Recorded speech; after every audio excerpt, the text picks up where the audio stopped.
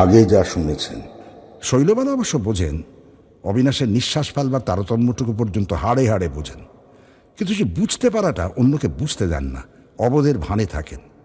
তবু এখন অবিনাশ তার অন্তিম আর্তনাদ তাদের কানে পৌঁছতে চেষ্টা করলেন, যারা তার কথায় কর্ণপাত করাটা খুব একটা দরকারি মনে করে না। কিন্তু পৌঁছচ্ছে কই? অবিনাশের আপ্রাণ চেষ্টা ব্যর্থ হচ্ছে, আর ঘাম বাড়ছে। দুঃখে যন্ত্রণায় জোরে কেঁদে উঠতে চেষ্টা করলেন, আর তখনই গলা থেকে একটা গো গো গো আওয়াজ বেরোলো, অনেকটা যেন ক্রূর কোনো জন্তুর আর্তনাদের মতো। এখন যা শুনছেন। এখন অবিনাশ তার বড় নাতনির গলা শুনতে পেলেন। দিদা, ও দিদা, দাদু কিরকম চেঁচাচ্ছে। তার মানে শৈলবালা এখনো সুখনিদ্রায় বিভোর। এ আওয়াজ তার সেই ঘুমের গভীরে গিয়ে পৌঁছতে পারেনি। অবিনাশে হাত দুয়েক দূরে পড়ে থেকে মৃত্যু যন্ত্রণা ভোগ করছেন, আর শৈলবালা আবার বুকের কাছ থেকে যেন ডেলা পাখি উঠল। তাই ভালো, সুখের ঘুম ভেঙে সকালে উঠে অবিনাশের মরামুখী যেন দেখে শৈলবাল আর তার ছেলেরা। মনে মনে স্ত্রী পুত্রের প্রতি ভয়ঙ্কর অভিশাপ বাণীটি উচ্চারণ করে ওঠার সঙ্গে সঙ্গে চোখ দিয়ে এক ঝলক জল গড়িয়ে পড়ল অবিনাশের। কিন্তু অবিনাশের অভিশাপ কার্যকরী হল না। পরক্ষণে শৈলবালার সদ্য ঘুম ভাঙা আর্তস্বর, উমা সে কি! তৎপরক্ষণেই পর্দা নড়ল। শৈলবালার আলুথালু মূর্তিটি দেখা গেল পর্দার গায়ে। অবিনাশ চোখ বুঝলেন। জল গড়িয়ে পড়া চোখটা শৈলবালাকে দেখাতে ইচ্ছে হলো না। চোখ বুঝে থেকে অনুভব করলেন অবিনাশ, নাতনি দুটোও চলে এসেছে ঘরে। তার মধ্যে ছোটটা তারস্বরে বাপি বাপি, কাকু কাকু রবে ডাকতে ডাকতে ছুটে বেরিয়েও গেল।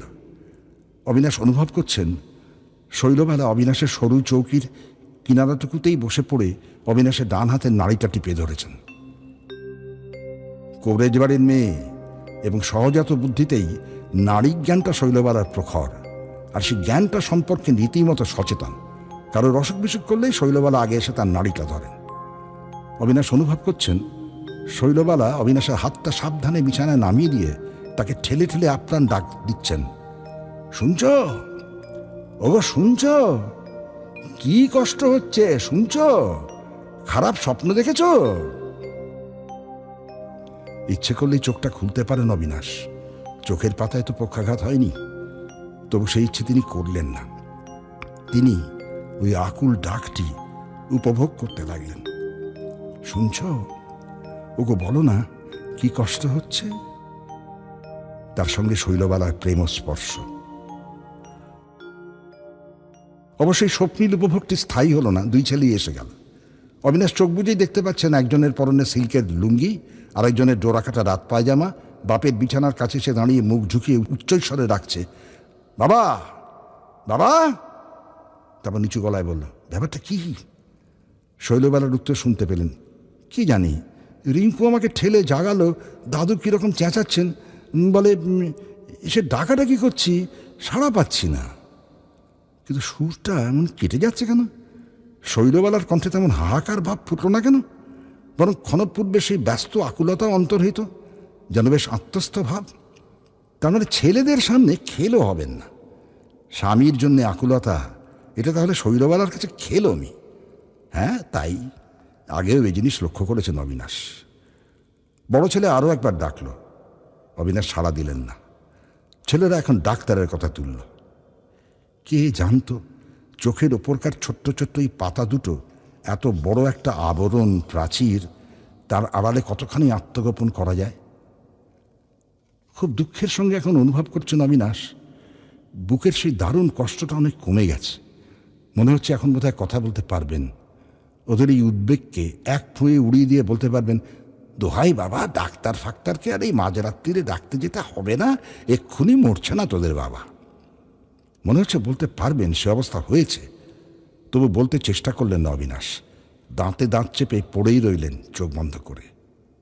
ভয়ানকভাবে অনুভব করছেন কথা কয়ে উঠলেই অবিনাশ হঠাৎ সস্তা হয়ে যাবেন। না, এক্ষুনি সস্তা হয়ে যেতে ইচ্ছে নেই, বরং চোখ বুজে পড়ে সেই অবস্থাটা উপভোগ করবে। ডাক্তার এলো, পরীক্ষা করলো, ডাকলে সাড়া দিচ্ছেন না শুনে ইশারা ইঙ্গিতে সন্দেহ প্রকাশ করলো, সেরিব্রাল থ্রোম্বোসিস হওয়া বিচিত্র নয়। নির্দেশ দিল, একদম শুইয়ে রাখুন, কমপ্লিট রেস্ট।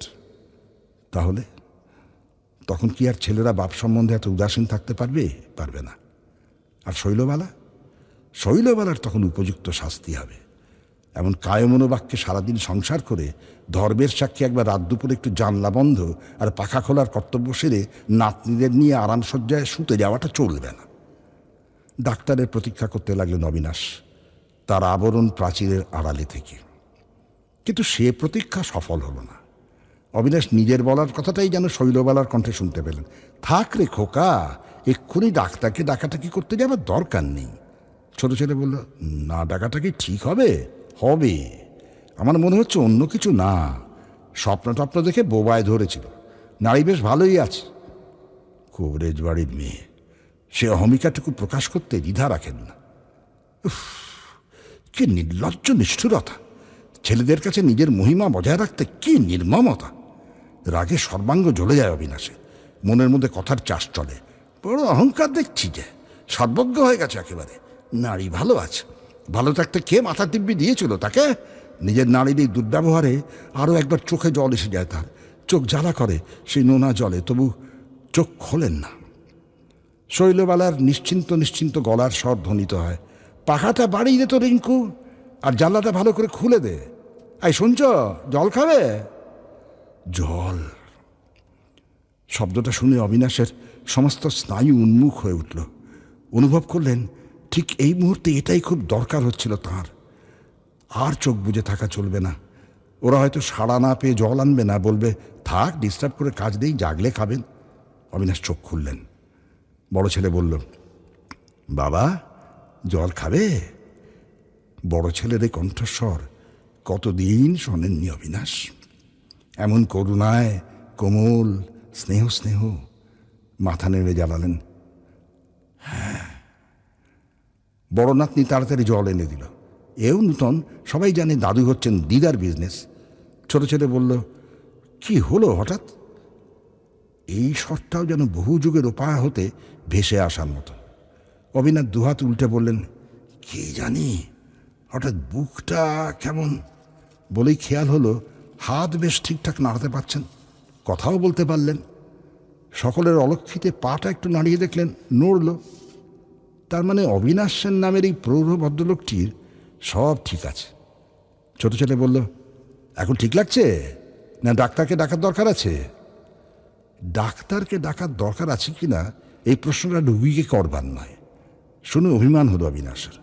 আবার চোখে জল এলো। মাথা নেড়ে বললেন, না। তাহলে শান্ত হয়ে ঘুমোবার চেষ্টা করো। বুকের ওপর হাত রেখে ঘুমিও না, ওতে অনেক সময় এরকম হয়। শৈলবালা বিছানার পাশ থেকে উঠে দাঁড়িয়ে চাদরের কুঁচকে যাওয়া ভাঁজগুলো হাত দিয়ে প্লেন করছিলেন।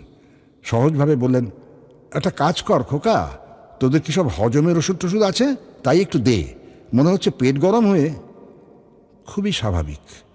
খোকা অনায়াসে বলে, হ্যাঁ, এসে দেখে আমারও তাই মনে হয়েছিল। বয়স হয়েছে তো, তা তো ভাববেন না। খাওয়া দাওয়ার ব্যাপারে একটু হওয়া উচিত। অন্তত রাত্রের খাওয়াটা, মানে আমফামগুলো না খেলেই ভালো হয়। আমার তো বাবার খাওয়া দেখে ভাবনাই হয়। অবিনাশের মধ্যে যেন একটা প্রবল ভূমিকম্প হয়। তার এতক্ষণের আশার আকাঙ্ক্ষার কষ্টে গড়া নিজের দাম মুহূর্তে ধূলিসাৎ হয়ে গেল। অবিনাশ একটা নেহাত সস্তা বুড়োয় পরিণত হয়ে গেলেন। যেরকম বুড়োরা ওজন না বুঝে খেয়ে রোগে পড়ে ভোগে আর ভোগায়।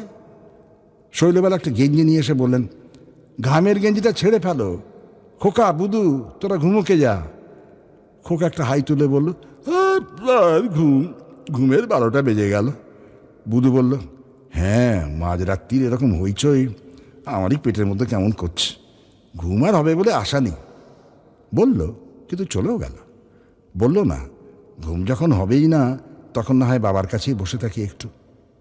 নাতিরা তো জল খাওয়া দেখেই চলে গেছে। এখন একা শৈলবালা, তাও নড়াচড়ার ভঙ্গিতে চলে যাবার প্রস্তুতি সুস্পষ্ট। অবিনাশ নির্লিপ্ত গলায় বললেন, তুমিও যাচ্ছ? শৈলবালা অপ্রতিভভাবে বললেন, না, খোকা ওষুধটা দিয়ে যেতে ভুলে গেল কিনা দেখে এসে বসছি একটু। বসে থাকতে হবে না, এখানেই শোও না। শৈলবেলা অবিনাশের 3.25 ফুট চওড়া চৌকিটার দিকে তাকিয়ে আরো অপ্রতিভ গলায় বলেন, কি যে বলো, ভারী মাঠ ময়দান বিছানা তোমার। আশ্চর্য, এই কিছুদিন আগেও একসঙ্গেই শুয়েছেন শৈলবালা, অবশ্য সেই মাঠ ময়দান খাতটাতে। আসলে কিছু অভ্যাস একবার ছেড়ে দিলে আর একবারও সেটা করা যায় না। তাতে লজ্জা আছে, খাওয়া পড়া শোয়া সব ব্যাপারেই। অবিনাশ বললেন, একবার ট্রেনের বেঞ্চিতেও দুজনে এক কম্বল মুড়ি দিয়ে। থামো তো, সেদিন আর এই দিন। এখন নাতনিরা দেখলে হাসবে না? যাই দেখি খোকা কি করল, বলে উঠে গেলেন শৈলবালা। আমি ওষুধ খাবো না, বলে অবিনাশ পাশ ফিরে দেওয়ালমুখো হয়ে শুলেন। শৈলবালা বোধহয় দেখলেন সাপে বর, ছেলেরা ভুলেই গেছে, আবার তাতে ডাকাডাকি করতে লজ্জা করছে। হয়তো বসে থেকে অকারণে টেবিল ফ্যানটা একটু কমিয়ে দিয়ে আস্তে ঘর থেকে বেরিয়ে গেলেন। নাতনি দুটো জেগে আছে হয়তো, ভাবতে পারে বুড়ো বুড়ি এতক্ষণ কি প্রেমালাপ করছে। যৌবনে গুরুজনের কাছে লজ্জা, বার্ধক্যে লঘুজনের কাছে। শৈলবেলা চলে যেতেই আবার যেন কেমন দম আটকানো ভাব অনুভব করছেন অবিনাশ। উঠে বসলেন, গেঞ্জি না বদলেই আবার শুয়ে পড়লেন, আর শুয়ে শুয়ে প্রার্থনা করতে লাগলেন, ভগবান, স্ট্রোকই হোক অবিনাশের, পক্ষাঘাত নয়, একেবারে চরম আঘাত, যাতে তার স্ত্রী পুত্র সকালে এসে কপালে করাঘাত করে বলতে পারে, পেট গরম বলে চলে গিয়ে কি ভুল করেছি কাল। বিশেষ করে শৈলবালা সকালবেলা, কি গো শরীর কেমন বলে কর্তব্য স্বার্থে এসে যখন দেখবেন তার শাড়ি চুড়ি জন্মের শোধ খতম, তখন আবার একটা পৈশাচিক উল্লাস অনুভব করতে গেলেন, আবারও ব্যর্থ হলেন। অবিরল চোখের জলের ধারায় বালিশ ভিজতে লাগল। অবিনাশ নামের একটা লোক একা একটা ঘরে নিঃশব্দে মরে পড়ে আছে, এই দৃশ্যটা ভাবতে গিয়ে বুক ফেটে যাচ্ছে অবিনাশের, যেন একজন নিকট আত্মীয়ের মৃত্যু দৃশ্য দেখছেন। সেই শায়িত মৃতদেহের দিকে চোখ ফেলছেন, আর দম বন্ধ হয়ে কান্না উথলে আসছে, অথচ সেই নিঃসঙ্গ নিঃশব্দ দীর মৃত্যুটার জন্যেই প্রার্থনা জানিয়ে চলেছেন অবিনাশ সেন।